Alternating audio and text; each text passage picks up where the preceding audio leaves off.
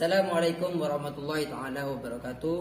Perkenalkan, nama saya Hamdan Ali dari Prodi PGMI semester 4. Di sini saya akan memenuhi tugas makalah materi pengembangan media dan sumber belajar.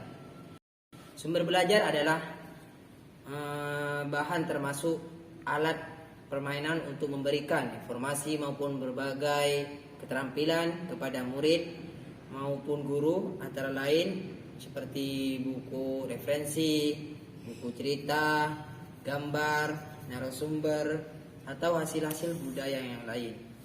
Menurut Yusuf Hadi Merso, sumber belajar adalah segala sesuatu yang meliputi pesan orang, bahan, alat teknik, dan lingkungan, baik secara tersendiri maupun terkombinasikan dapat memungkinkan terjadinya belajar. Pengembangan sumber belajar terdiri dari dua macam. Yang pertama, sumber belajar yang dirancang atau secara sengaja dibuat atau dipergunakan untuk membantu belajar mengajar.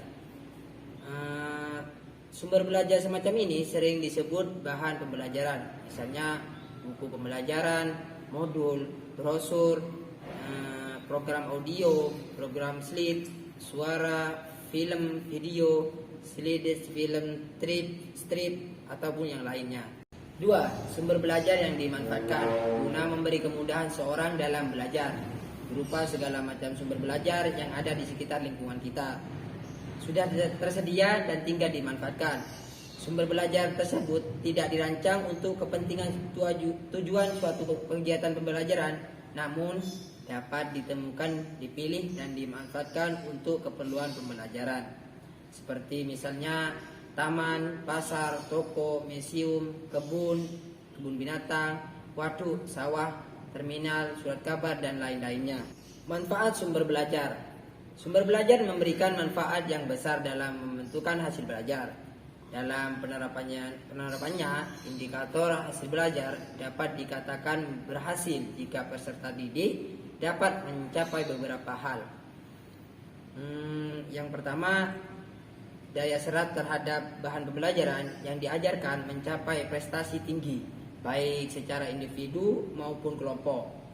Terus kedua, perilaku yang digariskan dalam tujuan pengajaran telah dicapai siswa baik individu maupun klasikal. Terjadinya proses pemahaman nomor 3. Terjadinya proses pemahaman materi yang secara sekuensial mengantarkan materi tahap berikutnya. Manfaat sumber belajar adalah mampu untuk membantu peserta didik untuk dapat memahami materi dan memberikan pengalaman langsung kepada peserta didik serta kemudahan belajar secara umum. Namun, terlepas dari itu, manfaat sumber belajar dapat diartikan lebih khusus. Adapun manfaat sumber belajar seperti berikut. Yang pertama, meningkatkan produktif pembelajaran dengan jalan A, mempercepat laju belajar dan membantu guru untuk menggunakan waktu secara lebih baik. Dan B, mengurangi beban guru dalam menyajikan informasi sehingga dapat banyak membina dan mengembangkan gairah. Nomor 2, manfaatnya memberikan kemungkinan belajar yang sifatnya lebih individual dengan cara mengurangi kontrol guru yang kaku dan tradisional. B, memberikan kesempatan bagi siswa untuk berkembang sesuai dengan kemampuannya. Dan nomor 3, manfaatnya memberikan dasar yang lebih ilmiah terhadap pembelajaran dengan cara A, perancangan program pembelajaran yang lebih sistematis. B, mengembangkan bahan pengajaran yang dilandasi oleh penelitian. Nomor 4, manfaat lebih memantapkan pembelajaran dengan jalan A, meningkatkan kemampuan sumber belajar. B, penyajian informasi dan bahan secara lebih konkret.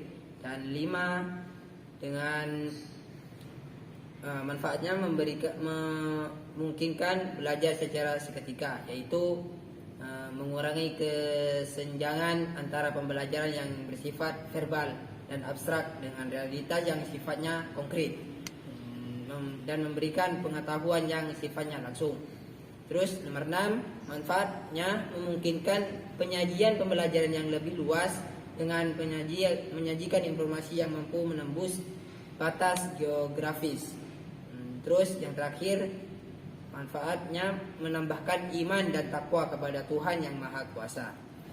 Jadi kesimpulannya, media pembelajaran sebagai alat bantu bagi guru untuk mengajar sejalan dengan perkembangan ilmu pengetahuan dan teknologi iptek, khususnya dalam bidang pendidikan.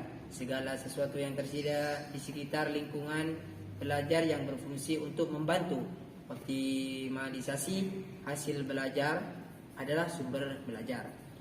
Optimalisasi hasil belajar ini dapat dilihat tidak hanya di hasil belajar saja, namun juga dilihat dari proses pembelajaran yang berupa interaksi siswa dengan berbagai sumber belajar. Sekian saya sampaikan, kurang lebihnya saya minta maaf jika ada kata-kata yang kurang baik, mohon maaf sebesar-besarnya. Saya akhiri, Assalamualaikum warahmatullahi taala wabarakatuh.